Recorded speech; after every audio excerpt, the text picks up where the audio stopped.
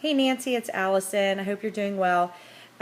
Great post. There's a couple of things that I want to discuss, and it's not to add to or take away from your post because I felt like you covered it very well.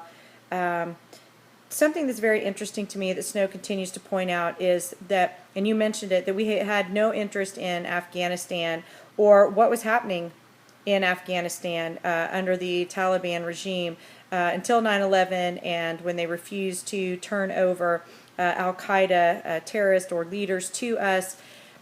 Man, that just kind of stinks. It makes me think about Darfur and makes me think about what is it that we need to motivate us in order to provide humanitarian intervention. I was in an international human rights class at one point when a student said, you know, it's not the UN's job to go in and remove regimes because we don't like how they're treating their people. I can honestly say I didn't know anything about the Taliban and what was going on in Afghanistan before the war. So that's one point. And the second one is that you also discussed, what can an outsider do? Can an outsider create stability? Can an outsider achieve the objectives that we've set? And the answer is, I hope so, because it wasn't going to happen with the insiders. Does that make sense? I know that as much as they resent, or there is a resentment toward outsiders, specifically Americans, I just would have to say, and I don't even want to make it like we're the lesser of two evils because I think we're so much better than that.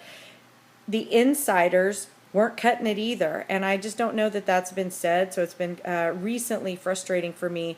I wish I was going to be able to get a response on that. I'll probably just shoot an email to Dr. Meredith, because if the insiders weren't getting it done, then why are we taking so much heavy criticism? One of the things that's been talked about in Iraq as well is that we caused the instability in that country. I so incredibly disagree with that.